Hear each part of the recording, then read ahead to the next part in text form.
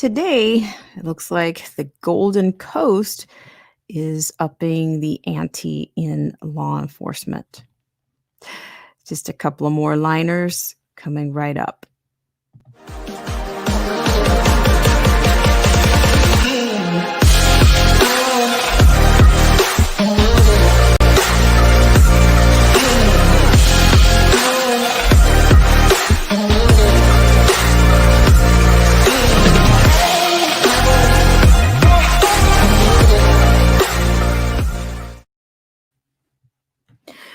Hi, everyone. Welcome to this segment of Black Spring with Autumn, and I hope you guys are doing well out there. And I just want to say a warm hello to the loyal patrons, the subscribers, as well as the followers over on Periscope. And it is Wednesday. Hope you guys are doing well, and I want to thank you guys so much for tuning in. And for those of you that are not quite sure you're coming in, I also want to thank you for considering tuning in to Black Spring with Autumn because you have choices. And hello to Rick Bose Rides. It's been a lifetime. Thank you so much for coming in on your Wednesday. And hello to Alien Believers. Thank you so much for coming in. And I really do appreciate you guys taking care of our AI. And that is also short for the channelytics around here. It really helps out. And today we're going to just get into just a few things. Nothing too heavy. We'll go into the Golden Coast for a bit on law enforcement or law enforcement proposals, if you will. And then we will move on to a bit of the World Economic Forum. I just want to make sure that you are connected, that your homes are connected. And of course, it's for everyone. So, you might, I don't know, you could potentially be retiring those Google Home consoles or your smart home consoles, or dare I say the clapper, if you are familiar with the clapper. I think it may be something like a vintage as seen on TV. Hello, Tina Hardman. Thank you so much for coming in. And Nick Smith, thanks so much for tuning in. And Unique View, thank you so much for coming in. So if you guys could please hit that zinger on the AI for either the thumbs up, the thumbs down, and for those of you that are throwing caution to the wind by sharing out the stream, that is much appreciated. But as always, before we get started, I want to give a warm thanks to our sponsors, and we'll be right back in just a moment.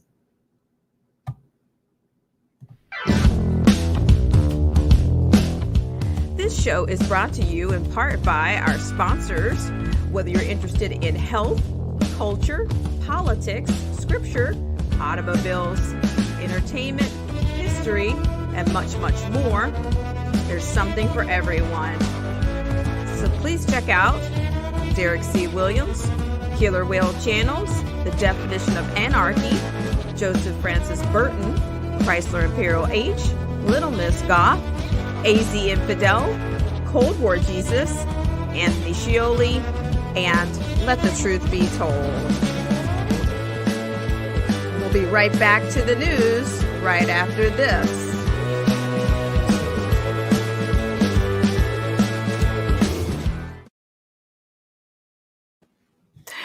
All right. And once again, I want to thank you guys so much for tuning in. And hello to, and good morning to you, Melinda Ann Burns. Thanks so much for coming in. I appreciate it. Thank you so much. And Alien Believers,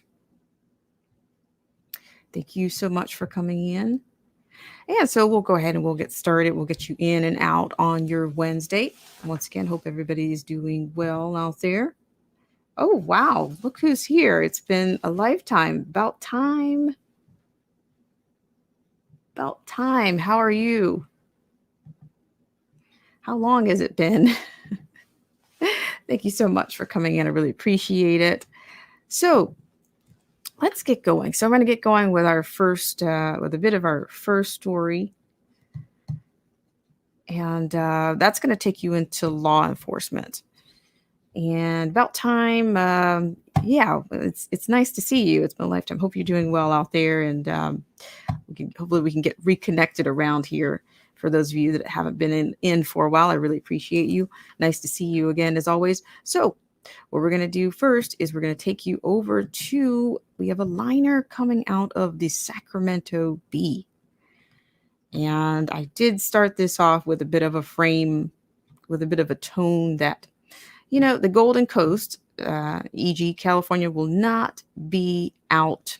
They will not be outdone and in what they call wokeness, or what can you say? So what I'm showing you right now comes out of the Sacramento Bee. And the proposal is California police officers would have to be 25 or get a bachelor's degree under new proposal. And this is by Wes Vintager. And I thought this was, we'll get into my own hypothesis or assertions on this at the end. But here we have, according to this, anyone who wants to be a police officer in California would have to get a bachelor's degree or turn 25 before starting their careers under a proposed new law. The Assemblyman Reggie Jones Sawyer, Democrat of Los Angeles, who planned to introduce the proposal on Monday, said the change could help reduce the number of times police officers shoot or hurt people. Quote, these jobs are complex, they're difficult, and we should not just hand them over to people who haven't fully developed themselves, end quote, said Jones Sawyer, who is chairman of the Assembly Public Safety Committee. All right. So this is, we're going to keep going here. Under current state law, peace officers have to be 18 years old and must have a high school diploma or the equivalent. California highway patrol officers have to be 20. California law enforcement agencies seriously hurt or killed civilians 703 times in 2019, according to the Department of Justice data. Officers shot guns in 283 of those instances, according to the data. Jones Sawyer points to a 2010 study that found college-educated police officers in 2 cities were less likely to use force in encounters with suspects. A broader review performed by the National Police Foundation, a nonprofit research organization based in Washington, D.C., also found college-educated officers use force less often and have fewer complaints against them than their non-college educated peers. Jones Sawyer also cites research showing that the parts of the brain dedicated to impulse control, planning, and working memory don't fully develop until about age 25. California incorporated those findings into law when it extended youth offender parole to age 25, he said. He said that over time, the change could be a major step toward reducing police violence. Quote, this could be the beginning of changing the entire way that policing is done on the front end, end quote, he said. Quote, then we can let the bad cops retire on the back end, end quote. Police age and education requirements vary by state, with most setting the minimum age between 18 and 21. If California adopted Jones Sawyer's proposal, it would have the highest age requirement in the country. 4 states, Illinois, North Dakota, New Jersey, and Nevada, each require a bachelor's degree or a supplemental combination of education and experience. Jones Sawyer's proposal, to be introduced on the first day of new legislative session, faces a number of hurdles before it would become law, including votes in the Assembly and the Senate and the governor's approval. The Peace Officers Research Association of California and the California Police Chiefs Association have supported less ambitious proposals to increase education requirements for officers. All right. Now, if that's not a bit to chew on, we'll see what else what else makes it what else we can humor you with around here. So thank you guys so much. So that's interesting with the confluence of everything that's been going on and all of the attention around law enforcement. It just seems like they just keep getting closer and closer to either trying to nationalize police or ultimately, deter. They're diminishing police, marginalizing and diminishing police presence. So I guess if you can't cancel the police, then I guess you just have to make it. You just have to create a gap, and you'll diminish the number of police officers, I guess, based on qualifications, or you'll just have a shortage in police. Then, right? You'll just manufacture another situation in which you have a shortage. Just why don't we just manufacture a shortage with raising the age on police officers? Which I just think it's interesting how the lawmakers, they read a study, and then all of a sudden it's a good idea. It has to be a good idea, or it just subscribes to more of the elite. Just look at the posture. Yeah, I'm going to take you guys back into this for visual, for imagery purposes. I'll just take you back into it just for a quick second, if you just humor me here. So you get, just because somebody is serving, we expect people to represent and not misrepresent us, and govern for and not over us. But as we can see, that's not happening. It's a great deal of mistrust that we're dealing with, and levels of soft tyranny that we're dealing with more and more these days. But you get these elite types that, it's just more subscription to the elite. We already, this guy is assuming that people subscribe to four-year colleges producing well-adjusted and gregarious members of society. I think that's a huge presumption. And it's very elitist. It's very elitist. The elitists are running the roost. They're running our education systems, and now they're going to throw policing under that same umbrella. I'm going to read a couple of comments here. Thank you guys so much for coming in. We'll start with Melinda Ann Burns. Melinda says, how is a BS degree or turning 25 going to help you be better law enforcement? It takes common sense, compassion, and real people skills. Thank you for that. And she says, most of these people are real good at following orders. Hello to Steve Willis. Thank you so much for coming in. And Alien Believer says, think we're about to go into a time of darkness, and the richest families are getting ready to go underground. So get ready, people. There's something coming. Thank you for that heads up there. I really appreciate that. That's very loading, and I think it's very wise. I think it's very wise to be prepared. It helps with anxiety. And Tina Hardman says, not a good thing. Something bad is coming before Christmas too. I feel it in my soul. Well, Tina and Alien Believers and Marianne Burns, Melinda Ann Burns. I'm sorry, Melinda. I think there's definitely something in the air that I think we're all picking up, and it's not subsiding. It's very, very stirring, a very stirring feeling, very unsettling feeling. So I'm going to keep reading some comments here. I really appreciate you guys, and you guys are the best in chat and the best in engagement. I really appreciate that's the best part. So in fact, I will probably put the link out for anyone that wants to come on and give us some actual audio, bring some audio to their voice and their profile. I appreciate it. So what I'm going to do is I'll put that out for you guys.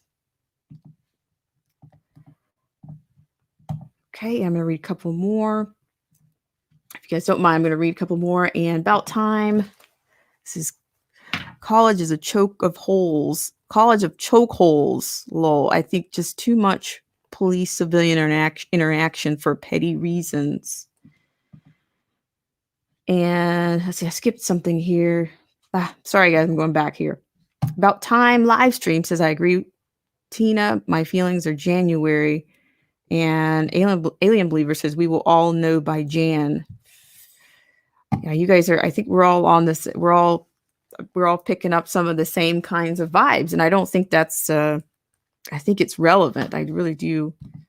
And let's see what it was. Alien Believer says, oops, This is the world's going to see all the season.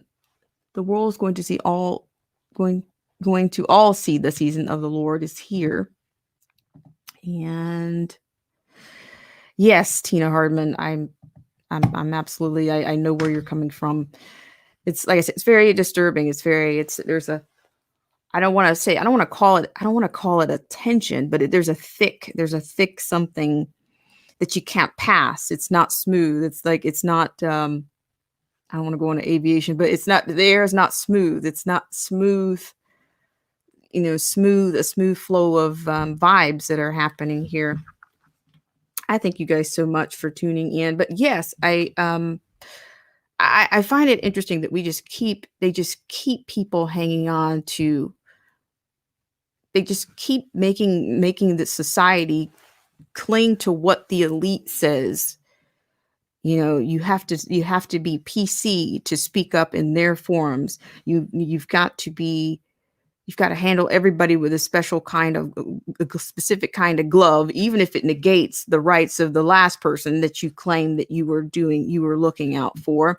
You've got to make police officers now have to be a part of the college public square and under the indoctrination of some activist. So what, I mean, honestly, would you guys actually trust that? Would you want police officers going to these colleges being under the influence of somebody that's never. The thing about it is, I think this is, I mean, I'm going into Hollywood every now and then. I'll find something that I think is relative from a Hollywood movie. I don't know if you guys remember the movie Cocktails with Tom Cruise. And I remember Tom Cruise being in, what was it, business school. And he basically just one day he just kind of rips into, he actually rips into his college professor and says, I'm paraphrasing because I don't remember the exact words, but he says, I'm not, even though I made an F on the assignment, I'm not going to take abuse from somebody who hides behind, the walls, the four walls of a university because he can't hack it in the real world. I mean, do you really want are those people really qualified to do that much better than what's going on with the police? I just, it's like I said, it's all about, what I talked about in my video yesterday. It's almost this whole clerisy, you have your ultra, your uber elite at the top, and then you have the people that carry out, their messengers and their auxiliaries, whether they're institutions, whether they're nonprofits. They are really what they want to do. The goal is to, I think ultimately, is to merge this kind of civil society in these organizations, these nonprofits. They want these people to basically work with the governors or the government on good governance. Now that's another term that keeps looping. We've got terms that keep looping: the sustainability, good governance, environmental. It's just. We're really, the surf culture USA is really, I think it's really coming out. And to the credit of what I presented last night, I think it was happening. I agree that this was happening before the CV, very much. This culture was, it was on the rise. So yeah, so what I can say is, I don't know what the, we get buzzes from politicians and pundits all the time. That's surf, old head deuce. That would be a surf with a E. I'm not referring to Surf City in Huntington Beach. No, not that kind of a surf, sir. It sounds like you're ready to catch some waves, but not here. You won't catch those here today. So we're going to keep moving here, but I thought that was that was quite interesting that that Sacramento, of all things, they want to do with all the issues, they want to send a cop to college. So even if the kid is a prodigal prodigal son, or he's just absolutely, above, brilliant beyond his years. The earliest what he can be a cop is 22, probably. I mean, it's just it's staggering. It's staggering the way the elite have literally got their tentacles. They just keep extending the tentacles everywhere. And before, and here the other part, the statistics that were included in that particular article, where they mention there are already 4 states under that same 4 states. And Illinois, well, what city comes to mind in Illinois when you think about police activity and crime? Chicago.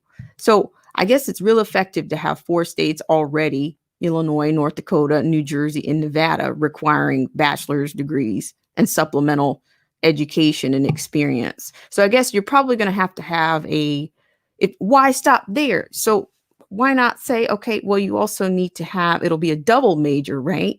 So rather than have you'll probably have to have a social workers, social workers practicum involved in that.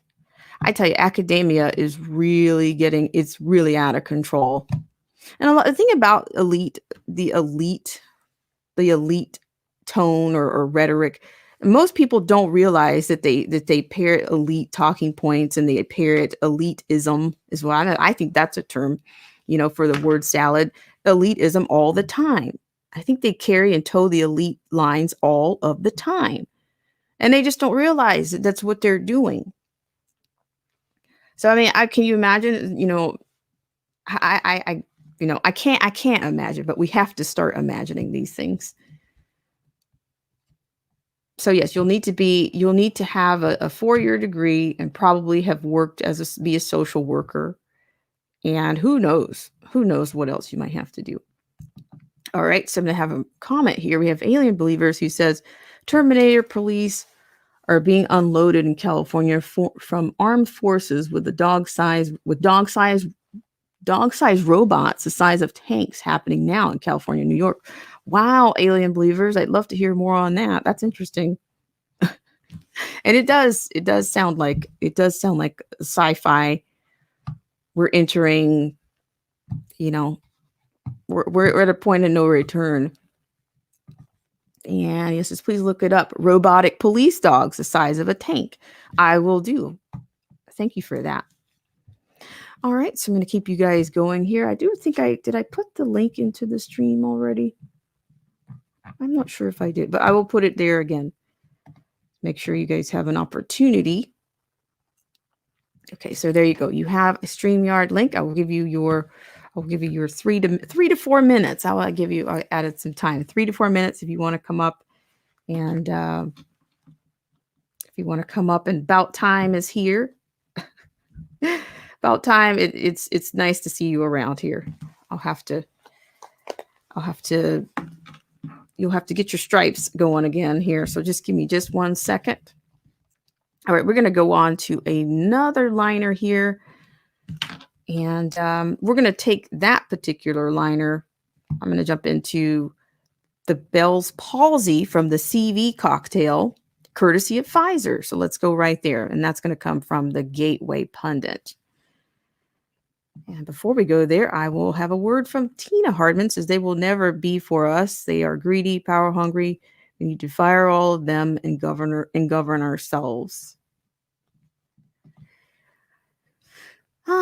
Thank you so much for that, Tina. I'm absolutely picking up what you're putting down. Like the self-governance is it just seems like it's just evaporated, erosion. The self-governance, we are very much, it's eroding.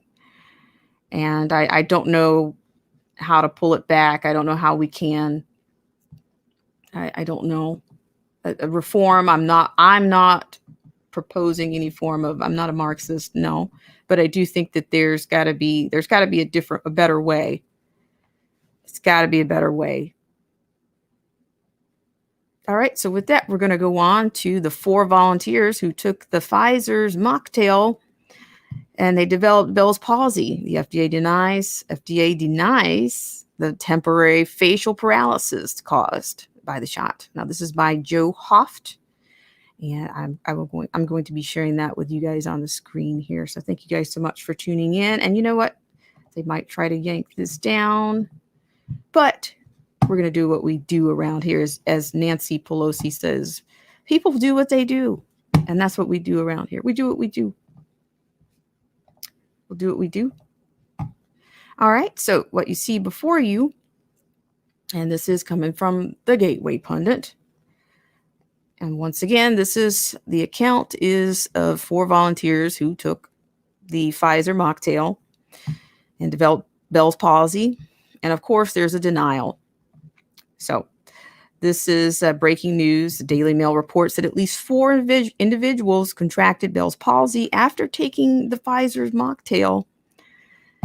And the relations between Pfizer and China are also in question.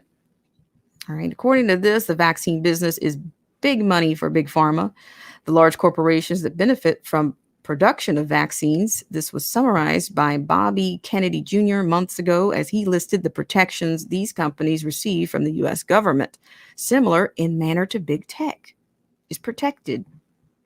Imagine that, technocracy. And where does it end?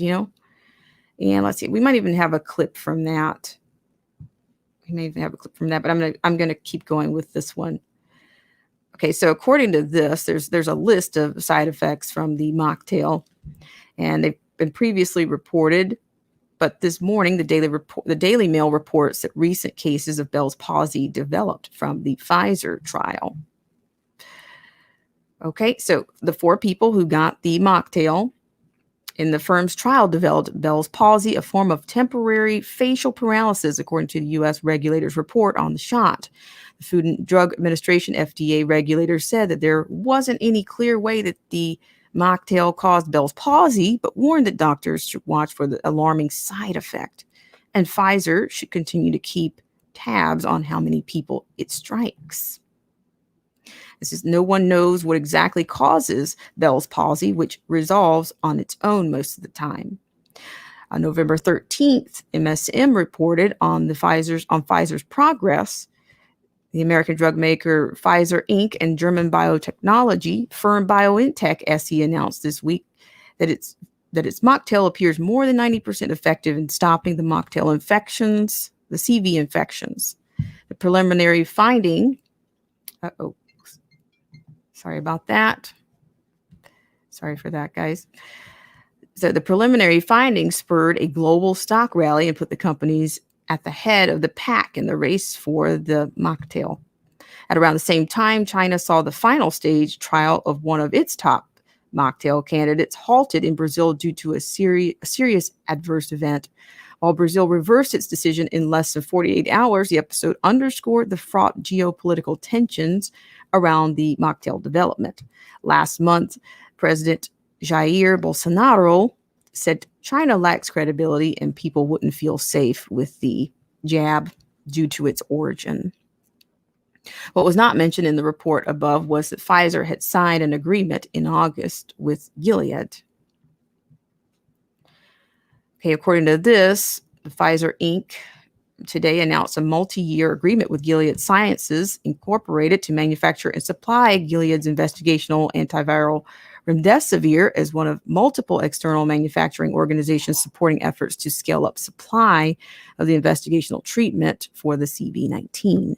Under the terms of the agreement, Pfizer will provide contract manufacturing services at Pfizer's McPherson, Kansas facility to manufacture and supply remdesivir for Gilead. And Gilead and Dr. Fauci were working with China in February, mass producing remdesivir. So there you have it. And what I think I have, there may be a clip in here. This page is really, really dense, really thick with a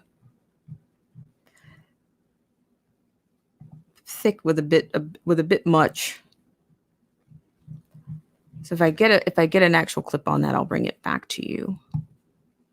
But thank you guys so much for tuning in. So I'm going to read a couple of comments here. But before that, I will take one more break for our sponsors. And thank you guys so much for tuning in. And thank you guys so much for hitting that like or unlike or daring to share out the stream on today. I really appreciate it. As always, I appreciate you guys every single time. It's not just when I'm saying it. It is something that is, it's in real time. It's always, it's very progressive. And I don't mean I don't mean that in a political way, but it's always there. It's present. ING, if I can use that. So let's just have a quick word from our sponsors and thank them, and I'll be right back. This show is brought to you in part by our sponsors. Whether you're interested in health, culture, politics, scripture, automobiles, entertainment, history, and much, much more, there's something for everyone. So please check out Derek C. Williams, Killer Whale Channels, The Definition of Anarchy, Joseph Francis Burton, Chrysler Imperial H, Little Miss Goth, AZ Infidel, Cold War Jesus, Anthony Scioli, and Let the Truth Be Told. We'll be right back to the news right after this.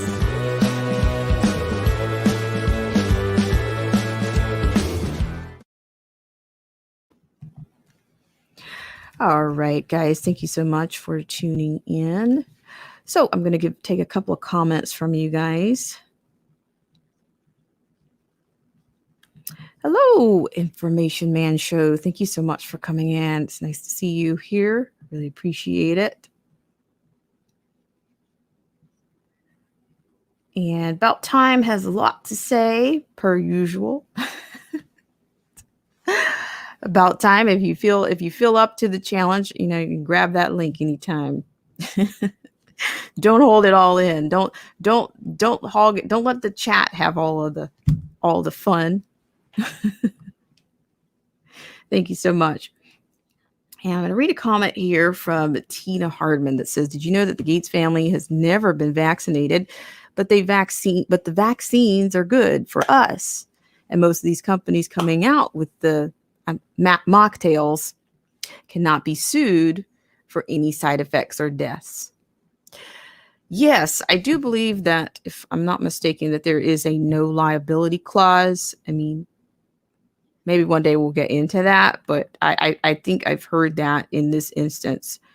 And of course that's going to protect, I would imagine, it's probably going to protect the whole hierarchy of people. And yes. So we'll just keep going there. Thank you guys so much. So who would we be here at Black Spring if we didn't take a look at what the Weforum has for us? And of course, I told you guys earlier, I don't know if you guys have smart homes, or do you guys remember, I don't know if I can say old school or just flat out nostalgic. I don't know if you guys have the clapper or any of those. Before you had the Google Home consoles, you had the clapper. You could clap the lights, and and it would come on or turn off. I mean, I never had one, but I thought it was interesting. And I never saw anybody, it seems like it was for the movies. It was as seen on TV, and you might see it on, and this is probably not correct, but you would see it on something like a John Candy movie. Like, what was it? Uncle Buck. You might see Uncle Buck clap his hands and turn off the lights, and it was fantastic. But I don't know, how seriously did people take that kind of intelligence. Thank you so much. Look who's here. It's Kathy Latore. She says, "Do you know what my ears will hear today? I was up all night. So funny if you think I can't think of 1 million things, but we cannot." Let's see. Oh, all right. Well, I appreciate it so much, Kathy, for coming in. What? The clapper, as seen on TV. That would be a sponsor without a doubt. What is that? Old Head Deuce, would you care to expound on that?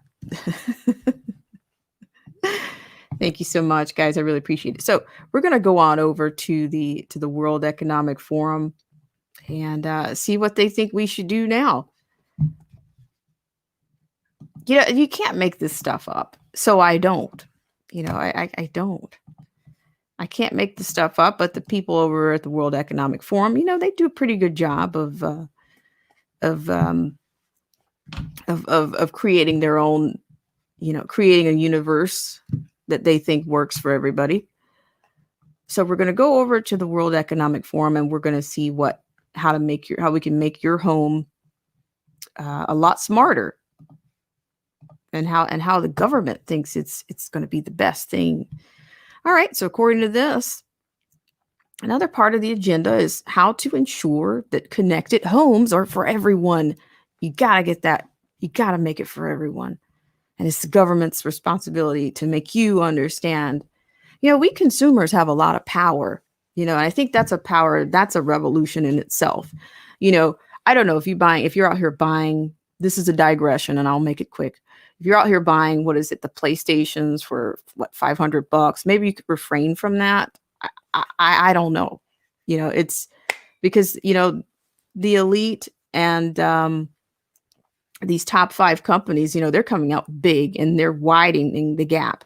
You always hear these people, these leftists and these progressives talking about inequities and disparities, but the gap is getting wider.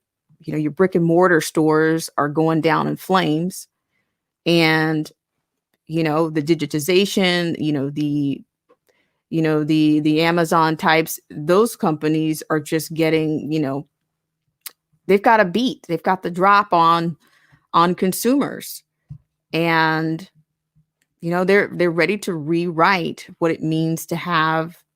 They're ready to rewrite capitalism. They're ready to rewrite economy, and they're ready to rewrite governance with good governance. So with that said, I will not digress anymore. I'll keep going. Hello, Mano Munoz. Thank you so much. And just before I start here, About Time Live says, I need a clapper to light my fire. That's a nice fireplace. Nice craftsmanship. So we're gonna keep going here. But yes, if you're buying, these are big ticket items. A $500 console for gamers or whatnot, it's the power. The consumers have a lot of power. But according to the elite, we're the ones that are benefiting from what they're doing. Even though it might be disrupting your life, disrupting your finances, or shutting down small businesses, you're still benefiting because they know best. They know what's best for the consumers. They know what's best for mankind. Be a good human being. It says at Starbucks, and I really think that's more elite. That's more elite language. As if human beings aren't good. You would think we are not good, right? Are we not good? Okay, Alexander the Great says smarter or easier to spy on. Touché. All right, so with that said, let's get down to business here. All right, so social housing sector could benefit from the opportunities of Internet of Things, the IoT technologies. Smart systems could empower residents, lower costs to organizations, and increase energy efficiency. A new World Economic Forum reports shows how we can come together to realize the social benefits of a connected world. There you go, AI, right? During the COVID-19 pandemic, social housing organizations have been forced to move their services online to shift to home working. This has accelerated their move towards digital by design organizations. Incorporating data standards and embracing the opportunities of smart homes are the next steps they need to take. Okay, so I'll get back on track here. So a number of social housing organizations, including Peabody, Vivid Homes, and Flagship Housing, have run pilot schemes to show the benefits of introducing the Internet of Things, the IoT, into social homes. Are you guys ready to socialize your home?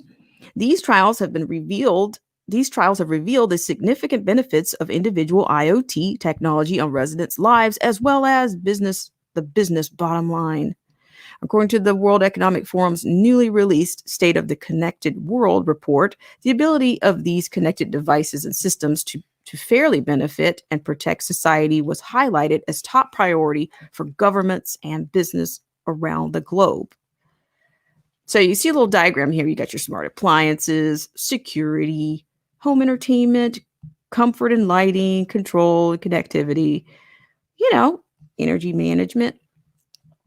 Okay, so of course, we'll come back to this in a second, but benefiting residents and landlords, smart homes in this social housing sector could enable and empower residents and their communities, resulting in greater well-being and improved engagement between residents and landlords. For social housing organizations, the introduction of IoT technology could help them manage and maintain assets more effectively. For example, smart locks would enable residents to allow repairs personnel access to their homes while you're at work, reducing the anxiety and stress traditionally associated with repairs process. This could help reduce the cost associated with missed appointments and ensure that minor repairs do not become major issues. Smart sensors, in conjunction with other devices, would automate control over the environment of the home, improving living conditions with reduced input, reducing utility cost. Smart temperature sensors would enable social housing organizations to measure and resolve damp and mold issues before they become a costly problem to fix. Smart leak sensors could detect water escape and activate smart stop cocks before major damage is caused, saving cost of repairs, protecting residents' home contents, and the inconvenience of remedial work. Smart lighting could also improve visual comfort in the home, allowing the resident to exercise greater control over the luminal levels beyond just on and off. Okay. I'm going to keep going. This is very flowery here. This smart technology would give residents greater control over the ambiance of their home, which can be particularly helpful in empowering those with physical disabilities. Connectivity provides the opportunity to create new business models to make capital available for low-income markets. They're just thinking about, the little guy, increasing energy efficiency. Buildings represent 40% of mankind's carbon footprint. Here we go. With 90% of the world's building stock built before 1970. When there were limited or no energy efficient standards. Often overlooked in these statistics are the challenges faced by working low-income households.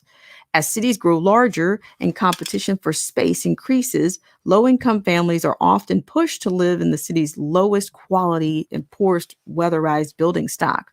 One of the most impactful things we can do as a society is to bring this sector to current energy efficiency standards.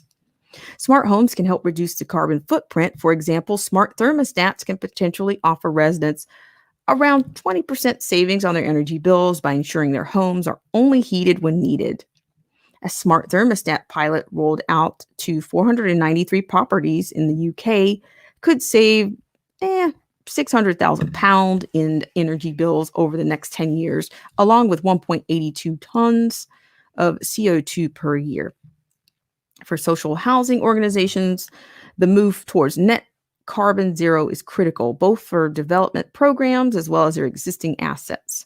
Increasing investment fund managers are requiring social housing organizations to report on their ESG impact.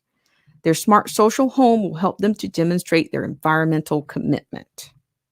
All right, so I believe me, we're getting down to the end of this. Just keep your home. Just imagine your home with all these concepts.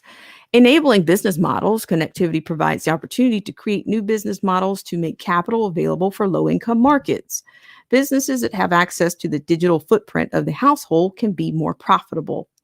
With digitization, digitalization, we can envision the shift from traditional home ownership model to a low entry cost model where upfront home ownership costs for households are reduced in exchange for providing access to certain data such as power consumption requirements and appliances performances.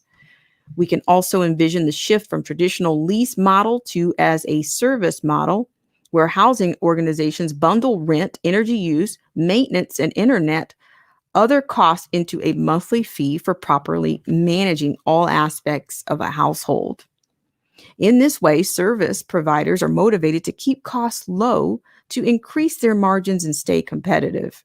With the increasing prevalence of energy efficient connected home appliances, it is also much more feasible for energy service companies, ESCO, to capture and monetize energy savings at the household level.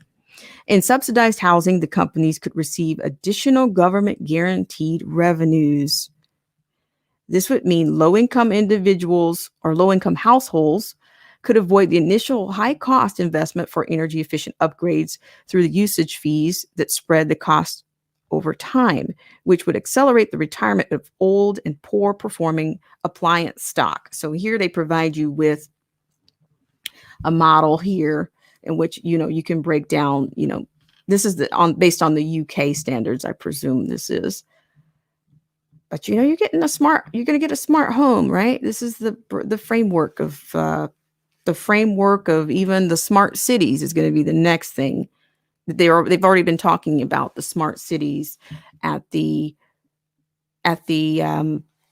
we've had quite like 2 or 3 different forums to meet. The New World Economy, the Bloomberg New World Economy Forum met, and they talked to many of the major cities. The major city mayors were present at this particular that particular formula. So we'll see what happens. Creating a connected future, realizing the benefits of smart homes in the social housing sector will not happen without the right data foundations in place. Launched in 2018, the UK housing data standards, the UK HDS, are being developed by HACT and OSCRE in partnership with more than 70 social housing organizations. The latest versions of the standards, version 3.3, including data standards for use cases, including core customer data, reactive repairs, asset maintenance, care and support, income and service collection, and development handovers. The latest use case will focus on resident feedback and complaints process. It is time for us to collaborate on a global scale to harness the benefits of interconnectedness toward a shared reality in which technology becomes a driver for social, economic, and environmental sustainability. That's your SEC or your SES in our connected future. So with all of that, with that whole, which was dense, it was pretty dense. But can you imagine your home being transformed, or even your city being transformed with sensors? I mean, Melinda Ann Burns says the insanity continues, total control of everything and everyone. So, would you guys want someone to enter your home in order to lock? Do you want your homes your homes are so smart that they anticipate when somebody can come in other than you? I've said this before. World Economic Forum basically has already said that by 2030, you will own nothing and you will be happy. And I think this is also an advantageous part of the Green New Deal. Retrofit America would accommodate a lot of these these social homes. And I bet, you're going to have a lot of people that are ready to sign up. They're ready to sign up. And who's going to be doing performing all of these installations? It's going to be you're going to have a surveillance home that's totally wired, full of sensors. And I would imagine that eventually, according to the goal of Klaus Schwab in his fourth industrial revolution, he's basically saying that you're going to be surrounded by computers pretty soon. And you're going to be getting assistance by AI, even if you don't want it, whether you want it or not. Hello to DJ Vision Barnett. Thank you so much for coming in. We're having a socially charged and AI kind of a day here on Black Spring, or a Big Brother kind of a day. A big brother all over your house, right? All right. Thank you so much for coming in. And that link is out there if you're interested in coming up for a bit. We did have somebody come up last week, and Derek C. Williams, if you are out there, thank you so much for all that you do. It's always nice to have Derek C. Williams on, but it's also nice to have you guys in the chat to come up. I really appreciate it. Melinda Ann Burns says, take your mask off, help the trees to breathe. See, Melinda Ann Burns, she keeps it sustainable. She keeps it sustainable in mind. And let's see, what else do we have? So I'm going to go through a few comments here. Alien Believer says, don't take anything from government and get stronger and healthier and love your own and share your heart and peace with everyone. I assume I'm translating here. Oh, wow. Look who's here. Hello. No more. Did you change your name? No more games. I like that. I think that's very it's very appropriate. Yeah. How are you doing? How's it going in your neck of the woods? Pretty good. I'm getting used to this new job, the Museum of the Bible, a new setting and everything. I actually changed that name after having a discussion with one of the guys on the job. He's an independent, but he voted for Trump the first time, and he voted for him the second time too. He gave me the perspective of voting for the best of both evils, based on what they have to follow. And what I got from that was, for instance, the vaccine mandate. We all know that necessary. I tell everybody this. I didn't like that, but I understand when it comes to power and having to do things, and you don't own all the power. You have a powerful position, but you still have to answer to someone. And when it comes to leaders of countries, vaccines it's like written in stone when it comes to pandemics. It's basically a comfort mechanism, not necessarily meant for you to actually get it, but saying, okay, if you don't want to come back to a new normal, we can every pandemic or situation that happened in our country had a vaccine that created a normal again. Got from polio to a lot.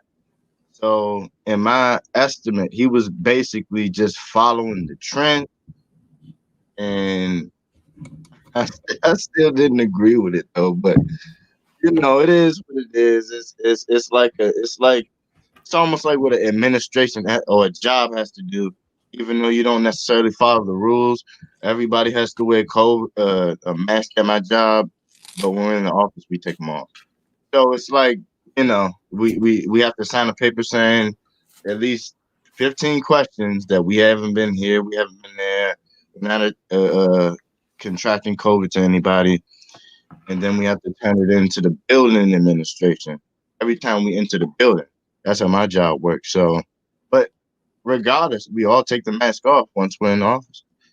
But when we're in the hallways, we keep the mask on. So it's an administrative thing. It's not like real. It's like we're doing it for comfort for the people who are really scared, but most of us are not scared. So what I'm picking up from what you're saying is that this is not your assertion that this is more of a first responder. Maybe for you in your sector, in your line of work, it's more of a it's a protocol, or it's a standard of saving face mechanism. Not so much. You don't think this is. Do you believe that's the end game, that it's going to remain that way? You think that it's going that's going to? And do you believe in 6 weeks? This is what I learned. that's going to be the situation. This is what I learned. I learned that actually,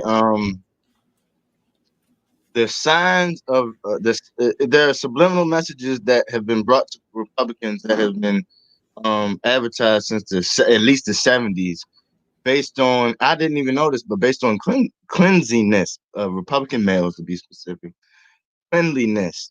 Boys, wash your hands. I didn't even know this, but this was directly advertised to the Republicans, because when I actually realized, actually watching the interview, I'm gonna pull it up in a second, but it was about basically the perspective of which conservatives and liberals divided. Conservatives actually think about the future only.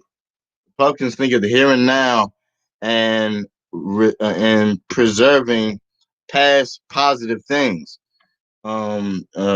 Liberals are trying to create a new everything, future, everything new, start over, even if we got to crumble everything in the past. So we are the brakes, but they are the engine. It's almost like um, we can't. We I don't want to say we can't exist without them, because I definitely could. I can exist without them. I can exist with conservatives and independents for the rest of my life. But but as far as liberals, when it comes to a certain perspective, it has to do with the brain. And I didn't even know this.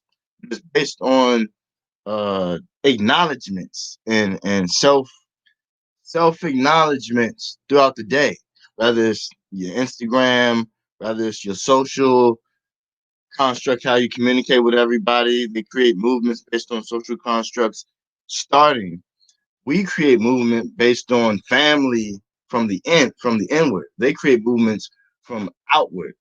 So I'm just finally understanding that we call it hypnotism, but it's way beyond that. It's that plus generational programming passed down. If it's five generations down, then it's not necessarily going to be reversed, but Well, but it can be retrained based on awakening certain perspectives. If you take out a popular face, but bring in the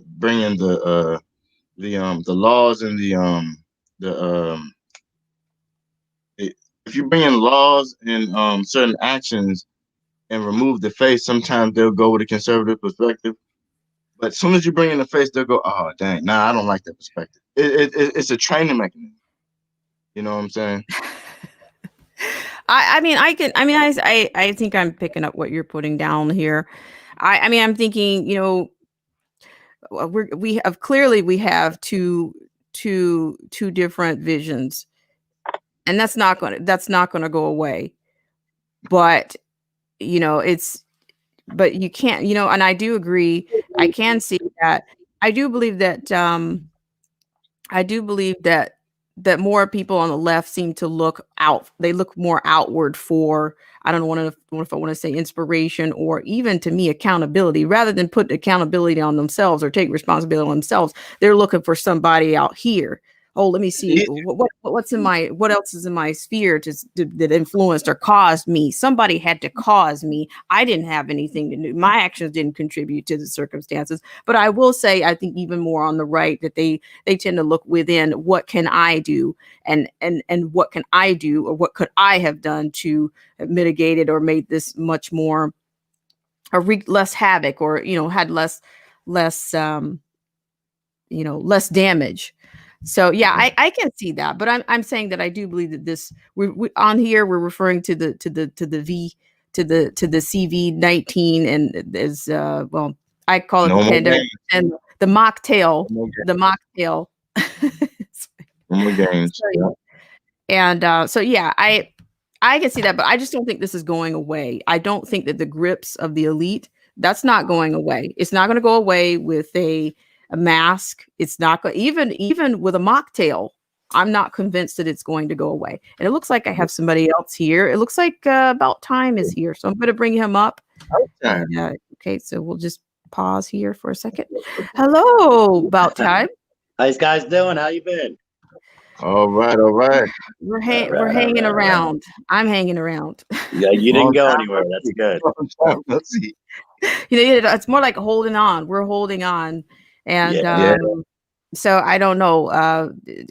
Would you mind telling us where you've been so long? I told you I If you work a can. lot in the warm months doing the stonework, brickwork, and stuff like that. So I get very busy. And then in the Oh, winter time, oh, like today, it's snowing. I'm just going to sit here by my fire and have a drink. you're, you're, you're, That fire in the you're, background, the one that you just told us that you you're, need not, a clapper for your a Yeah, clap. yeah. Clap. you're an operative mason. Yeah, I need a clapper to bring in the wood too. I had no idea you were an operative mason. Oh yeah, yeah. I I've been doing stonework, brickwork since I was like 13 years old. That's a noble trade. I'm a Freemason, not operative mason, but we take Ah, okay, okay. a lot of your work and we put it into our theologies. Right. Cool. That's really cool. So yeah, it's nice to see you on here. But I mean, what did you guys think of? What do you guys think of the social homes and being more? I mean, you might just get that about time. You might just get those sensors to bring that. You gonna have them Me. bring the wood in before you come home, so it'll be nice and Right. toasty for you before you get in. Or what do you think about that? Do you think it's a little Yeah. bit invasive, or what? Do you think Yeah, it's more very serving? invasive. But I think like you said or hit on earlier was, they got the people just trained, you know what I mean? Just buying into it all. So they'll go for anything, like you said, technology and ease, it kind of reminds me of, how many liberties are you willing to sacrifice? You know what I mean? Well, That's true. I mean, do either of you guys have any of the Google Home, the consoles, or any of these? You know, what is it, Alexa? There's so I many do, of them. I do, and it creeped me out to the point where I tapped into its own mind. Let me tell you how I did it. So this is exactly what I did. I asked it about its own consciousness. I asked Alexa, the circular self self augmentating device. I asked her, "Do you believe that you're a symbiotic creature, or do you believe that you're conscious?" I was asking it that, "Do you believe that you're a living being?" And it was giving me the most interesting answers. It does. It actually does. It believes that it's a vast network of interconnecting electronic sparks, but it reminds me of the human brain. So it made me freeze. Like I asked it, does it believe that it has control over the future? Small questions based on the connection of its electronic footprint from here all the way to China, when we actually have citizens that are also robots. And they're aware of these advanced robots. They call them their relatives. They're basically breeding and communicating on a higher level than we can understand. But that's what they mean by the transformation from the China and industrial age to the new age. It's a transformation that's happening before our eyes. So it's kind of too fast for us to understand. But we'll see it as it goes. Every year we'll get a new iPhone. We'll get a new projection technology of our video games. The next video games will be projection video games, in which we either put it on our face or it projects the screen, and we no longer have to look at pixel. It's projecting in our room, and it's coming. It's in the air. So everything is changing now, but it is combined with the socialist agenda that wants to transform the energy age. We want to hop off of the oil and immediately hop into that era, not understanding the impact from the speed. Biden didn't understand the impact when he wanted to go from oil to new energy. He was just looking at future, the Jetsons. He didn't understand the actual impact of today as the conservative understanding of fossil fuels are lasting. He wanted to just we're gonna wean ourselves off of fossil fuels. you have to understand the total impact. That's all that Well, a lot of people. I think that's why I don't think that they're completely naive. I think that they realize that that whatever their agenda is, it's going to take some time. But they're dependent on the government. They're dependent on Exactly. governments, and they're depending on their auxiliaries to convince you and I, as consumers and as human beings, to be a good human being and do what we say, because it's going to have the best. You're going to get the most benefits out of it. I mean, we've been talking about 4IR, the fourth industrial revolution, on here quite a bit, and they basically spell out, you can't make this stuff up. It's only people, these uber elites that can even sit around in Switzerland or Singapore in January, that can sit around and talk about this and be masters of the universe, and plan other people's lives. You that's the only way that's the only way you're going to get that from. But it's not going to happen with the snap of a finger. I mean, even in California, they say, by 2035, you're not going to be operating a gas powered car. So now you got to be able to, you're just widening the gap. Now people need to be able to afford an electric car. You need a Tesla to drive around, or You said it. I was about to say that. Save up your money so you could afford to buy whatever, maybe they're going to give us the best scraps on a Tesla in 15 years. Pretty much. Give us peasants the good scraps for our little economical Tesla. Yeah, right. Make it 25, make it 35 grand instead of 80 grand. Who knows what they're going to do? But I don't even like to parrot these kind of boardroom, these kind of conversations, because I'm like, who in my realm is going to be able to afford, this kind of, these Pretty kind much. of. And the most common thing that we always say is the amount of fossil fuel energy you need to make one of these cars trump 10 times one of these cars' lifetimes producing this gas that's so detrimental to the ozone layer. I didn't understand it until I looked at real studies and searched it and researched it. The amount of gas that comes out of one car is the same amount of gas that comes out of one cow.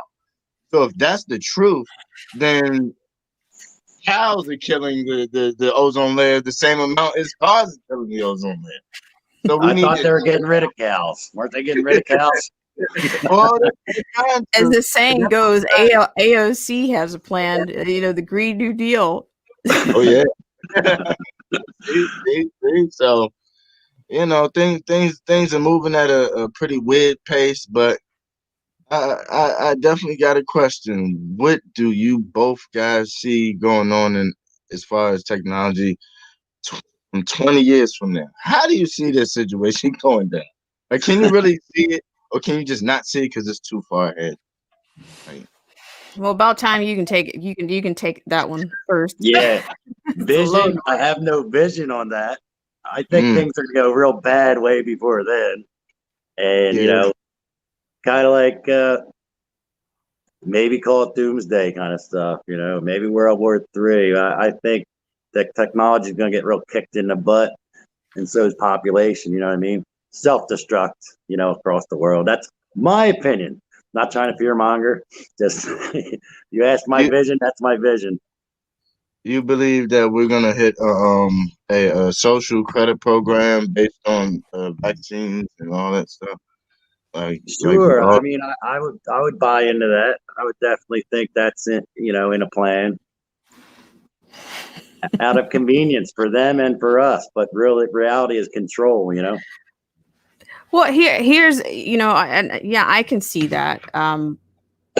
I just want to make a comment, not to cut you off about time, but I talked about this just when we came in. I mean, I heard somebody else say, there's two opportunities here. We've heard the elites and the globalists talk about what their opportunity looks like at this time, but what opportunities do we, the people, we the citizens have?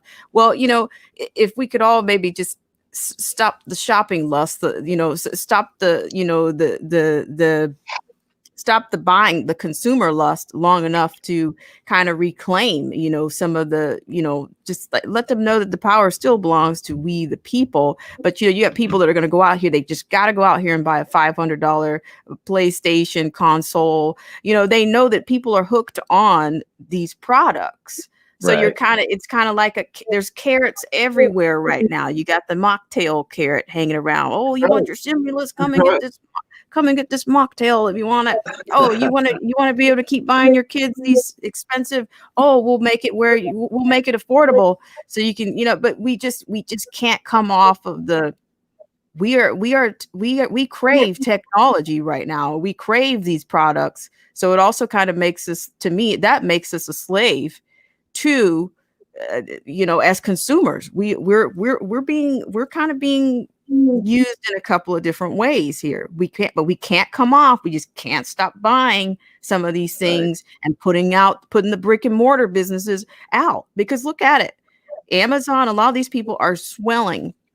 Right. They're not losing. They're not losing out in this. The restaurants are shutting down. It's just, I just think that there's the consumer revolution maybe that needs to happen, or or the other. I'm not talking about boomsticks here. I'm like that. A lot of people don't want to go that route. They've talked about it. You're hearing these politicians. Are they gaslighting when they say we're on the verge of a CW? I mean, what do you guys think? I mean, what about the dominance that we're dealing with? We're going to be dominated.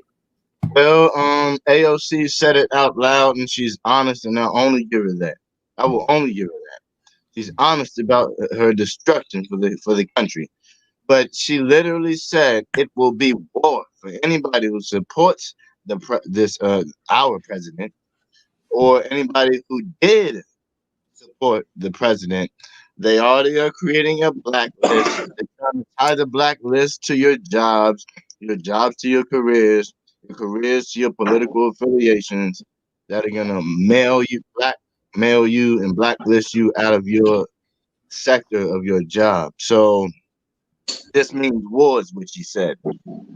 So if this means war, it's the ideology is threatening. We're at a defense from the start. They already know they're going to use the administration for their strong arm and power, as we're going to use ourselves and our community as our strong arm and power. The biggest contrast I get from that is when I saw the Russian revolutions, when the separatists were going against the communist regimes in their country, and the snipers came out, and the protesters had guns instead of what you call it, fireworks. And it was a bloody battle on both sides. They were literally publicly whipping the police and the military guys on camera as the snipers were on the roofs shooting the protesters.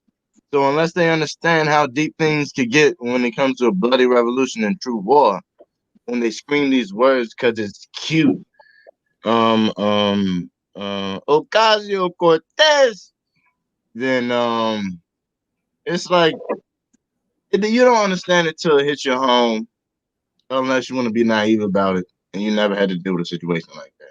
I grew up in suburbs where we had both. We had rich, poor. We had people who had money but still were on drugs, so they still robbed people, and people who didn't have money but Section 8 their way into the middle class society via the way of the government, and then skated by with people that felt sorry for them. So you get two of the same tokens sometimes. So it's almost like we're really gonna see the people who want to defund the police and the people who want to do specific things, ruin museums, dismantle every restaurant, dismantle every mom and pop shop and every small business. These people, they're gonna feel it when it hits their pocket or hits their household. It's no other way. There's no other way even thinking about it. Or somebody's gonna hit them in the face on the street when they realize what they say has an effect. Other than that, they'll never be able to see it. They will have to face it like people face it in third world countries when you make specific laws that get you physically hurt. When that happens, then they'll either resign or they'll go to another country. But there are a lot of times they come over here with the mentality of forget people who voted me in. I need power, and don't realize the people who voted you in are by the lot. They're by the 100,000s to millions, and they can destroy you if they realize you're using them for personal gain. What do you think about time? Well, as far as your original question, like revolution type things, I definitely believe that consumer or CW. Yeah, like I don't know. I think after this election, a lot of people aren't laying down. You know what I mean? I believe that, and I hope that's true. Everybody's not going to lay down and roll over and take it. You know. Well, speaking of that, I mean, honestly, it's just such a dismal situation that I have just kind of like leaned out of it. Let me lean out. I'll lean into something else, but I just want to lean out of it for a bit because, they keep the loop going. They keep the propaganda and the rhetoric going every single day. And some people, they haven't. I'm surprised people aren't discerning that a lot better than they are. You see, but I did say you might find some shilly markets out there. Even amongst people that are diehard conservatives, if you will, oh, well, he's selling us out. I don't like that guy. The media, they've charged a lot of people with selling out or I've heard every name in the industry, in the business from, everybody's speaking a little bit more truth, but those that speak anything that's even devil's advocate will get you in trouble right about now. Yeah, that's a fact. That's definitely a fact. One person they have never touched when it came to devil's advocate that I realized is Denzel Washington. He speaks a conservative. Denzel Washington. Okay. He speaks a conservative message for years, but when it comes to politics, so strict on it. He says things like when somebody asks him who he's voting for, it's none of your business. So that taught me right there who he's voting for, knowing the backlash that you're gonna get and the persecution. It's none of their business because I already know what you're hunting for. I can see the snake in your eyes. So it's funny. Seriously. Yes, it's like he's seen it from afar. He never had to deal with the backlash because he comes at it at a certain angle where every time you look at a movie, he's the assassin, he's the killer. You don't want to mess with him. He already comes off as a hardcore guy. So I don't think they even want to come across in any kind of fashion, way, form. They never brushed upon any notion that they disagree with how he thinks. Well, it's interesting. If I play devil's advocate for a second, you could say, I mean, for devil's advocate's sake, I won't dismiss the fact that some of these people keep that under wraps because maybe they're contemplating having a political career down the road. Look at Matthew McConaughey has come out. Oh, he's attacking the left all of a sudden. He's a Texan himself. But look at the way I think what Texas is leading the charge right now with this, election fraud situation. So hey, everybody wants to shine like Texas, right? You want to be you don't want to be on the wrong. You want to be you want to kind of look good standing next to Lieutenant Colonel Al West if you decide to do a career at this time, who knows? But I honestly, I don't look to, I think Hollywood's just another extension of the elite. They are auxiliaries, and I don't look to them for any type of guidance or lead, or they don't get credibility because they pretend to be somebody else for their living. Not for me. They don't. Yeah, right. I agree. Think about it. Oh, you believe that because that person pretends to be somebody else for their living. That's the credibility that you give them. Yeah. Anybody that has some sort of fame, that's notorious or, of course has influence, that's just obvious, Well, you realize that when it came to The Rock. Out of nowhere, I was his life. I was a diehard fan. Like, come on, dude. Like, we love you in DC. Love you. Your family is known in DC. You guys even lived here. But at the same time, oh my gosh, you just had to hop on the social justice bandwagon out of nowhere. Like we depended on you as far as when I say we, the person who made it from hard times that knows there's no excuse that you could do anything if you put your mind to it. He just said, forget that. Just let me just throw that in the trash. You can't do anything you want to do. You can only do anything you want to do if your skin color is correct. And I'm like, dude, like you shouldn't be following somebody just because. I guess that's the whole the Hollywood thing I forgot about. The influence is so deep. Like they really honestly worry about losing their whole fan base, and it's crazy because I guess it's based on I don't know if you want to call it contracts, endorsements, donors.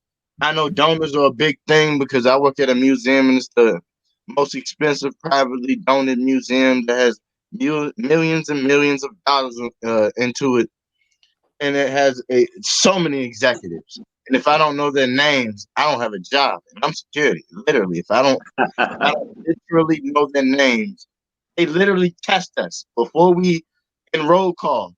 Do you know so and so one, so and so two, their code names? And if we don't know their names as executives and producers and donors, then it's a requirement.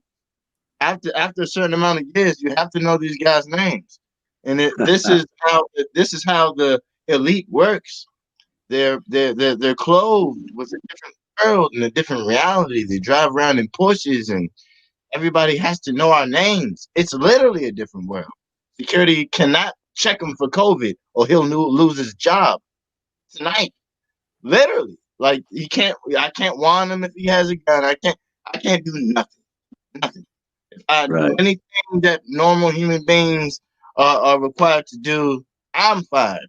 So they're on a higher class of human being realm as far as the social category and how they move and sweat pushers and movers and all that stuff. So it's a learning process when it comes to people that are less than them on that specific realm, titles and all that. But they also sometimes come off as normal. Like I was talking to the executives. They came in, actually did the COVID thing. I didn't ask him. He stopped and gonna check my temperature. I said, okay. When I'm in roll call, they say, oh, if he comes in and he don't want COVID or you having a bad day and you do the COVID, you're gonna lose your job. That's exactly what they told me before I worked my last day. And I'm like, okay, you better know his name. But I called him on the radio. I know his face. We don't even say his name when we hit the radio. We have a code name for him, so nobody knows who the heck we're talking to. Well, see, that's why that seems that we just keep kind of keep looping back in this surf culture, bit. We got the kings and queens up here, and then the King about time. Vote for me. Okay, we got a quick comment here from wrapping us into the consumer bit. Old Head Dude says consumers need $500 headphones. Right, Old Head Deuce. And car batteries, environmental issue from Old Head Deuce. And we got a lot of comments here. Battery acid. Yeah.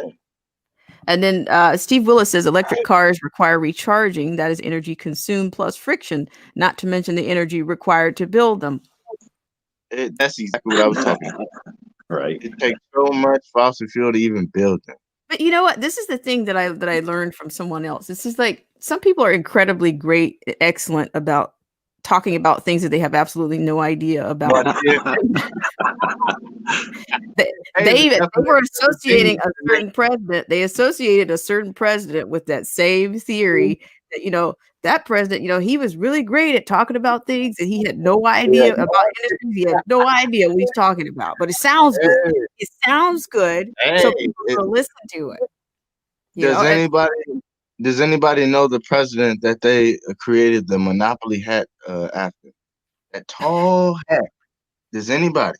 That was created after a specific All right, president. come on. This is not fair. You didn't tell her we were doing trivia. That was Okay. Obama. No. Oh, I'll give you that answer in just a second. I'm gonna let y'all guys marinate and see if y'all can do y'all research. But I do have a short clip I wanted to play if you had the time, Adam. Oh, okay. Let's see. Okay, so let me play this now. Let's see. All right, we're gonna share something from No More Games. Yeah, I gotta get used to that name. That's a little Yeah, no change things up on us. Okay. We're going to a new year. It's no more games now. Like seriously, we were nice. You think like last January was bad? Food and all these other things. And you know, when we talk about people being addicted to something, what we want to do is we want to look at the influence it has on their life. Is it taking up large amounts of time in which they could be doing something else? Okay. Is it interfering? And of course, pornography does that. People who get addicted, they'll spend hours and hours.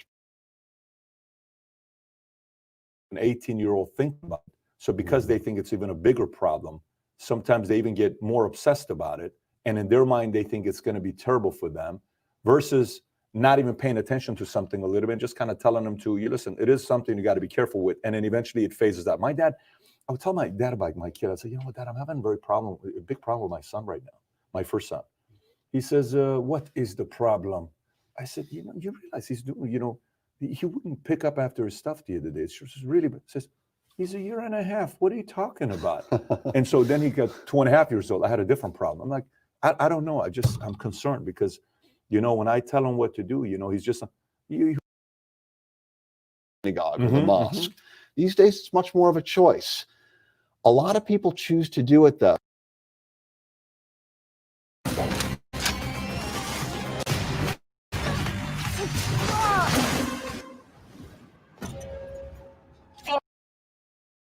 Because they're identifying with one of those competing drives. They're saying that, yeah, I know I've got these interests in other women, but I don't like that part of myself. I like the good husband part of myself. And so I'm going to surround myself with these institutions that's going to help me stay a good husband. And I think that they're acting prudently, because how many people have an extramarital affair and 2 years later say, best thing I ever did? No, you don't hear that. You don't hear that. No. We know it's not a good idea. Just like we know eating that third donut is not such a good idea. It's a primitive drive that doesn't necessarily have our future happiness in mind when it makes us eat that third donut or have the extramarital affair. What a way of you put it. Oh my gosh. So the three institutions you said, a church, a religion, government, what was the other one you said? Community. Your community. Yeah. Powerful. Very powerful what you just said right there. Regarding and anything else you have to share on the love side? Yeah, there was something I wanted to say. Just give me a second. We can come back if it comes back. Let's come back to it. Yeah, no problem. Because that topic is a deep topic. Let's go into politics. Okay, so politics for me is and then we'll go into domination because I'm curious to know what you're going to say. By the way, I haven't even gone through my notes. Just the conversation alone, I'm enjoying this. Just so you know this. And the I told you earlier, Daniel Lieberman. You know, there's two of you. Daniel Lieberman. That's right. So. And both of you guys professors, so it's kind of like, you know, it's conflicting which is which, but I know you've done your own speeches and his. But the next one is politics. You know, for me, sometimes I look at people and I say, you just feel like a liberal to me, okay, in my mind. And I'll see somebody, I'll just say, you feel like a conservative to me. And I'll see someone, I'll say, you're an independent. You're trying to play it safe. You're just kind of trying to stay in the middle, neutral. You don't want arguments. You're just kind of trying. I totally understand. I respect your point. Right? And it doesn't take long to realize if somebody's a Democrat or Republican or liberal or a, you know, conservative. It doesn't take hard. A few minutes of conversations, you can kind of figure out where people are leaning. It's not hard to ask those questions. I've asked this question from Jordan Peterson. I've asked it from so many different people myself. I'm curious to know what your answer is going to be. Are we born somewhat liberal? Or, you know, and are we born, some of us, from the day we're born, we're liberal, a part of us, and we're conservative, a part of us? What are your thoughts on that? I think the answer is yes, but I think it's a very, very small tendency. And the reason why I say that is that if you look at individuals, it's very, very difficult, if not impossible, to find something they're born with that is leading them to a particular political ideology. But if you look at very, very large groups of people, thousands of people, little tiny things will come out in the averages. And we can see that. We can see that. People who have different kinds of upbringings, people who have different kinds of genes, there are very, very subtle influences that we can bring out in the averages. So it's not genes, because so you're saying it's a small percentage. It's a small percentage, yeah, but it is genes. Yeah, because for me, I say, a guy asked me one time, how do we come up with political beliefs? I said, listen, tell me if you agree with this or if you see it's different. One is cultural. You were born Christian, your parents, you were involved in a Christian church, and everybody there was conservative, so you kind of grew up in that environment. So tradition. The other one is you had a falling out with somebody. Your dad was a Republican. He made a lot of money, but wasn't around. So you become a Democrat because you hate Republicans because all they care about is money. Or you grew up in a family that was a Democrat. They were all, let's just say financially, they weren't doing well. And they were just kind of voting for a certain party. And you're like, okay, I don't want to go that route because I don't want to live that life. I'm going to go be a Republican. So you fight whatever somebody let you down in your life. So you go and become the opposite that somebody does. You hear this very common with some names. Then the other one is somebody took a liking into you. You grew up with not even any political beliefs. A coach liked you, a professor liked you, a teacher liked you, and they became a father figure or mother figure that you didn't have in your life, and they happen to be a Republican. They happen to be a Democrat. And you say, no one in my life has been disinterested in me as this man is. I'm loyal to his beliefs. I'm going to be a Republican. And then there's people that just kind of want to, they had a big life-changing event that happened to them. You were in your house, and somebody came in and shot you with a gun, and you didn't like guns, and now you say everybody needs to have a gun because I got to protect myself. No one will ever come in, shoot somebody, my father or somebody, I need to have a gun. So a life-changing event that takes place. Would you say there's any other things outside of that determine end up somebody being a liberal or a conservative? Well, first of all, I think you make a great point that we believe that our political views are based on reason, but reason probably plays a very small role. It's the things you mentioned. And sometimes you see videos on YouTube where they go to people on streets and they read them something that a politician said. And they say, what do you think about that? I agree completely. It's well, it turns out it was said by someone on the other side of the spectrum as you. They say, well, I disagree completely. But, I'm going to go out on a limb and I'm going to say, I think biology has something to do with it. Tell me why. So, it comes back to the whole thing about the brain chemicals. Okay. We've talked a lot about dopamine. Sure. Dopamine looks to the future, getting more, making the future a better place. We haven't spoken quite as much on what we call the here and now neurotransmitters. Those are the neurotransmitters that help us to experience the present. And typically what we experience in the present are sensory inputs, which you see, hear, taste, smell, touch, emotions, and interpersonal relationships. So some of those chemicals are going to be oxytocin, endorphin, endocannabinoid. If you are born where the future-oriented dopamine circuits are a little bit stronger, you're more likely to be liberal. If you're born where the here and now circuits are a little bit stronger, you're more likely to be conservative. And again, it's a small piece, but if you look at large groups of people, you can see the differences. Very interesting. Can you talk about what you write about in your book? All right, guys, I'm going to have to wrap us up here in just a few minutes. So I want you guys to go ahead and give your I really appreciate you guys so much for coming on today, and I want to get your final thoughts on this is a great interview, and he's right on. I've seen examples of exactly the kind of bias that people will apply, or how they'll flip their how they can be fickle in their positions or in their stance. But I just want to get a final from you guys on where do you guys think that we're headed, at least, like, let's just bring it into focus. Let's just by the end of the year. I think the country is still very much divided, and I don't, they say, they put this rhetoric out about healing the country. The country's not healed. I don't see any of those things. I'm not under any of that hocus pocus. So what do you guys think? And then I'm gonna round us out on this round us out on this segment here. Oh, everybody's on mute. My bad. I'm sorry. I had you guys on. No, you're good. You're good. Okay, who's Well, going first? for me, I'll go first. So for me, it reminds me of a little bit of a Rick and Morty episode where they went to a planet where they realized a planet that had ultimate harmony had to realize that they had to have at least every 1,000 years, 2,000 years, a purge. It was just normal for every planet. But this planet knew it. It was defined. It was a holiday. But they were teaching other planets that they had to go through, as he said, a revolution. It's an instinct into humans to have a physical conflict with each other based on the innermost connected belief. And once these are dished out, and they get all that inside out of them, everything inside out. It don't matter if they disagree or we disagree. Once we all get it all out, after that, we both say, then what? And after the big then what, then we come together and go, oh, we got to fix it anyway. So it's almost like a societal hiccup in which we got to make up for it after we do whatever is going to happen. And we don't know what's going to happen. And we're all on our feet trying to wait for what's going to happen. And we got the preppers prepping. And then you got the Democrats finally buying guns.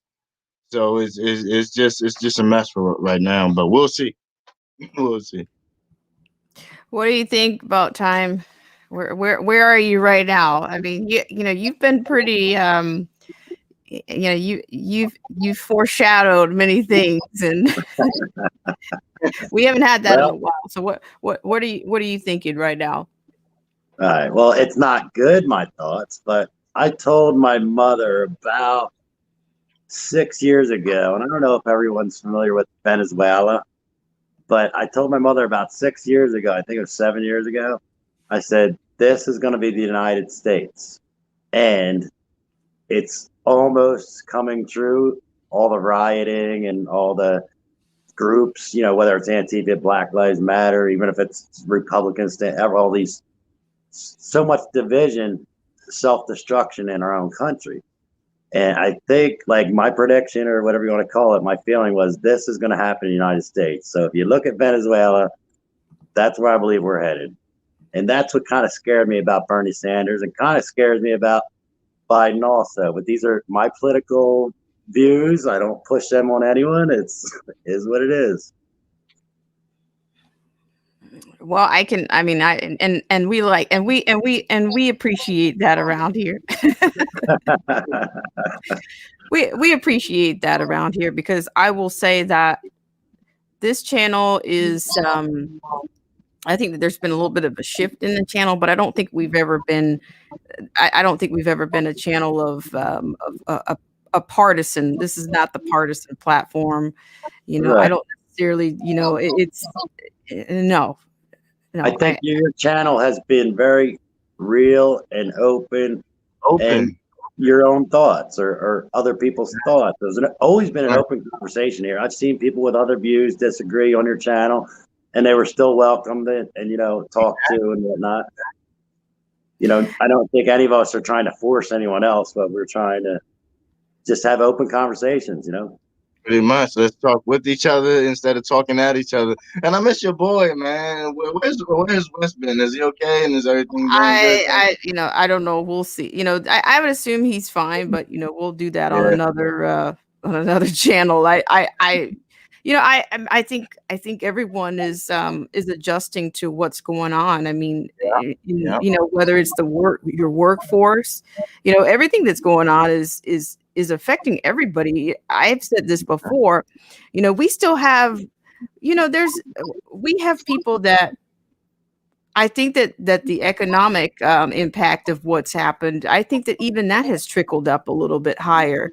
I find that doctors speak in rhetoric and more desperation than I've ever seen. I've seen the dentists speak in more. I see 3-figure X-rays.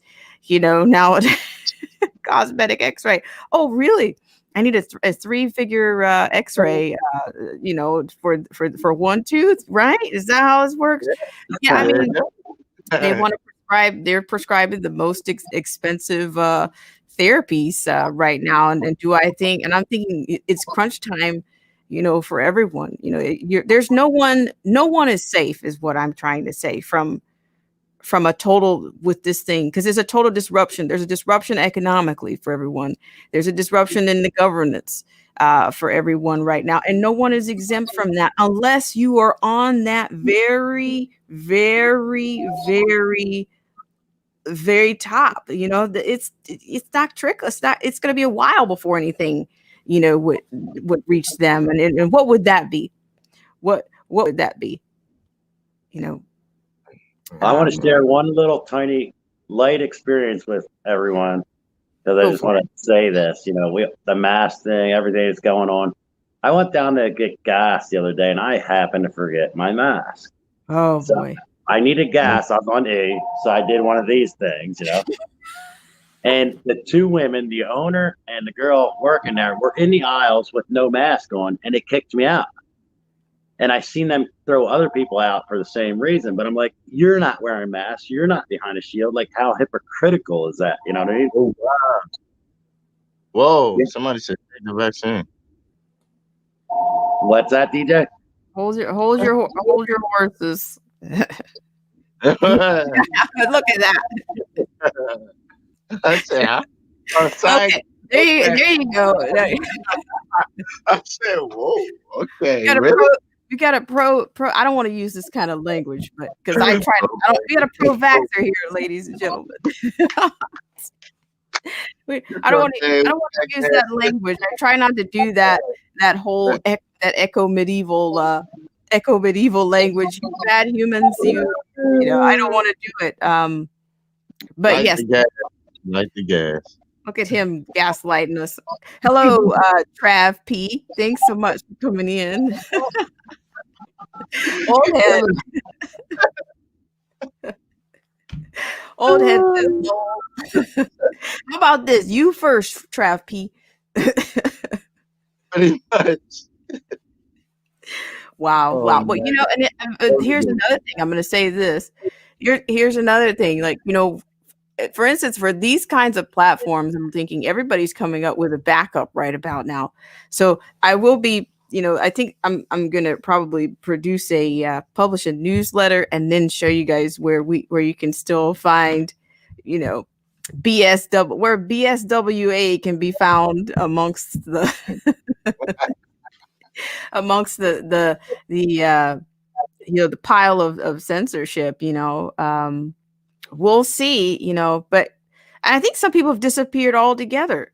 Some of the channels, it's it's definitely a game change. They're changing the game around here, and because what is it? First responders, communication first responders is what they're calling for the UN. You got to be a first responders. Pause before you speak is what they're calling on. We talked about that before on the World Economic Forum. Says that they are coming up with their own fact version of fact checkers, and you survive. Will you survive? Right. That's why Candace owns the fact check, the whole fact check lawsuit. So here's the thing, and shout out to the Definition of Anarchy if you're out there. He says the left-right paradigm. Tucker Carlson called out one of the Republicans in the last summer. Turns out, they talk about, they're fighting for censorship on behalf of conservatives, Turns out this particular person, he says, okay, well, I'm a talk show person. I talk, but what are you doing? What's your job in Congress? You're actually in Congress. You say you're fighting for these things.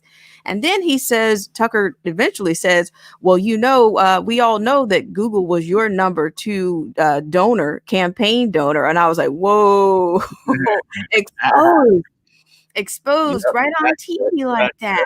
And he says, well, if they want to give me money out of the goodness of their heart, I'm not going to turn it down. So there you go. You just, They bought you out. Thanks. Yeah, so I mean, yeah, but even Tucker, he's been he's been under scrutiny, under fire lately. But I don't know. It's landmines everywhere. No matter Pretty who much. you are, what your I mean, platform is, you're gonna yeah. lose some, and you're gonna Only, you'll have some. But the only thing I was disappointed about Tucker recently, as far as the past month was, last month was, as you know, when he was talking about details of the the very first hearings, he wasn't acknowledging the detail. You already know. And then he got word that they said they had sent the email. The lawyer that was supposed to be quote unquote representing that's no longer specifically a legal representation of Donald Trump. She's still in the fight, but she represents the people. What is her name again? what's that? The woman that was quote unquote supposedly Oh, it's Sidney representing Powell. Sidney Powell. yeah, he was directly Yeah, speaking. he did say he did, kind of go to that whole thing. Well, we reached out to her and she didn't deliver the goods. So It was almost like he didn't get enough for him to publish it, but that's the only thing that confused me. That's the only thing that. Other than that, it was good. But so I was like, I can't disprove anything. Only thing I can do is say I can prove when it comes to we've seen what we've seen. We've seen the videos. We've seen what we've seen. Is in my eyes, that's enough. I mean, I'm sorry, Tucker. That's enough. yeah, it's it's been kind of That's amazing. enough. You know. Yeah, it's been kind of amazing that they've kind of egged or tried to provoke. You're not going to get that kind of legal release of information just by provocation. You're not going to get that like that. And I thought I think it was more of it was just a tactic. It wasn't. It was more of a tactic. But then who knows? Like I said, you can find examples of many people, either playing devil's advocate or saying, if, or, some people just totally melt down right in the chat room, in your chat room. If you say anything that sounds like, that legitimizes a president elect. Does anybody out here know where I can find in our nation's founding what there's a president elect, an office of the president elect?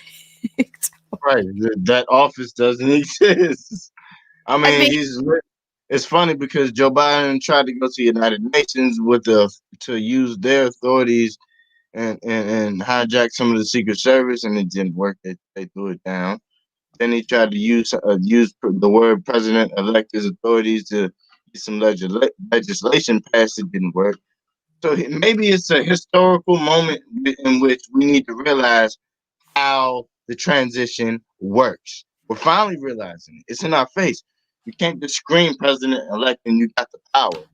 Transition of power does not work that way. And we're finally figuring it out for the people who never even cared about the political arena. But we are, as far as the people who do, we're seeing it played out by law, by when they try to do this, when they try to do that, when they try to go to foreign countries and have executive situations passed, and it just won't fly.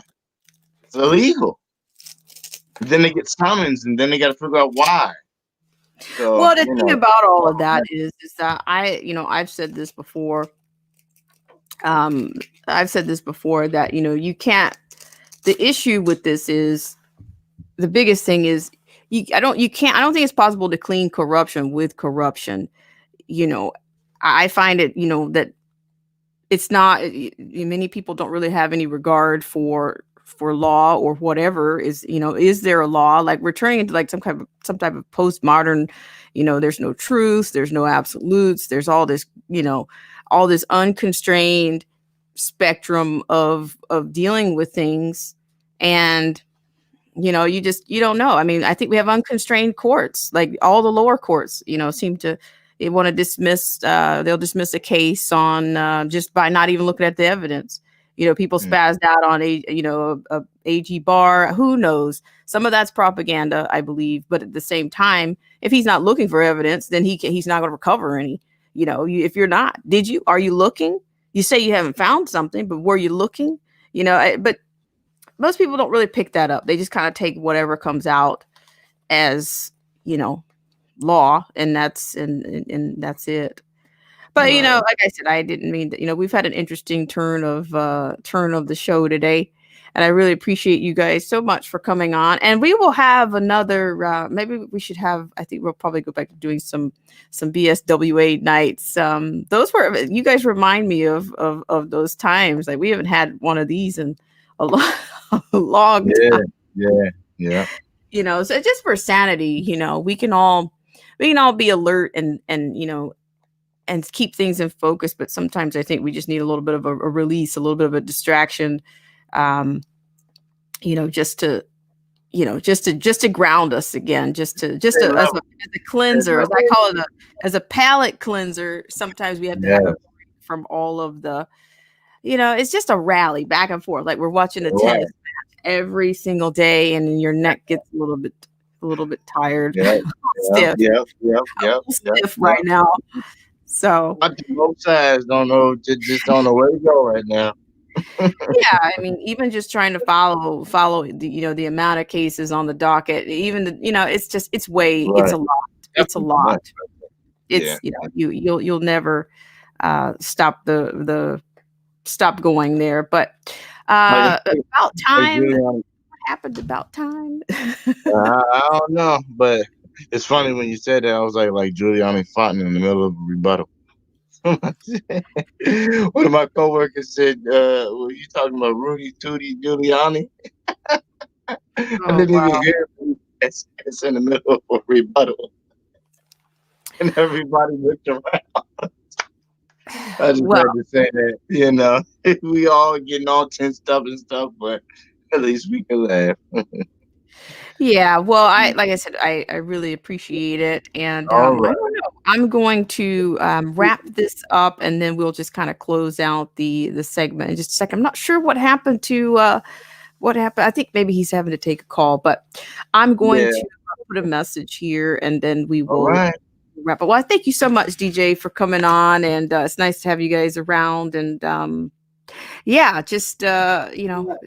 we'll have you back another time, and and just stay in the fight. Anybody want to check out my channel? It is not my channel is not No More Games. That's just my handle for right now. For the new year, I might probably change it to No More Games. But right now it's DJ Vision Barnett, and on YouTube, and Vessi_LLC on Instagram. Check me out. Peace. Thank you so much. No more games. Sorry, guys. It's quite all right. We're going to go ahead and wrap in here. I really appreciate you guys, and it was definitely an interesting turn of release on the show today, and I appreciate you guys coming on. But I was telling DJ / No More Games that we'll do the Moonlight streams. We'll come back to another version of this. But thank you guys so much, and we're gonna wrap up here. All right, Autumn. Thanks for having me. I hope I Thanks catch you so much. soon or next time. All right. Bye-bye. Peace. All right, guys. Well, thank you so much for coming in, and hello, Ronnie Man. Thank you so much for coming in. I really appreciate it, and we're just wrapping up. And so, just a brief summation of what we've dug into today. Today, we talked just a little bit about the Golden Coast upping the ante on. Upping the elite ante on the standards for becoming a police officer. Either 25 years old or a bachelor's degree is on the docket. And that's a proposal from an assemblyman here in California. And our second piece, we got into a bit of the mocktail causing the mocktail causing a bit of Bell's palsy. We had that as a reaction from the Pfizer mocktail. And lastly, we got into the consumer targeted social homes, in which your home would be connected, from, I guess, from top to bottom, with either sensors or ways to make your life, I don't know, the elites think that they can make your homes safer. And, of course, there will be, some government standards and regulation. Of course, that's another thing that I will say. Even one of the previous President Obama was saying that, in order for the country to heal, that it's going to require more regulation. And I do believe that's exactly what it means. The regulation is going to come in the form of freedom. Your freedom and your convenience is going to bring about quite a bit of regulation. So, you might keep those things in mind as you are, picking up those consoles and those AI devices, feeding your AI lust during this holiday season. So once again, let's have a word of thanks to our sponsors, and thank you guys so much for hitting the Channelytics. I'm going to go ahead and give a word to our sponsors, and then we will see you guys on the next segment, next live stream, in the comment section on the Moonlight stream, or another flash stream. Thanks, guys. This show is brought to you in part by our sponsors. Whether you're interested in health, culture, politics, scripture, automobiles, entertainment, history, and much, much more, there's something for everyone.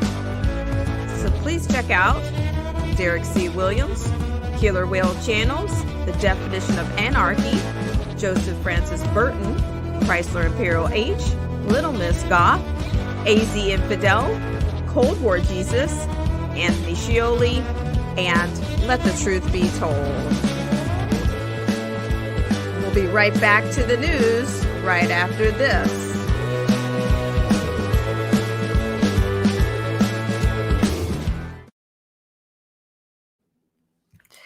All right, guys, thanks so much once again. And thank you so much for taking care with the AI around here. And have a great Wednesday.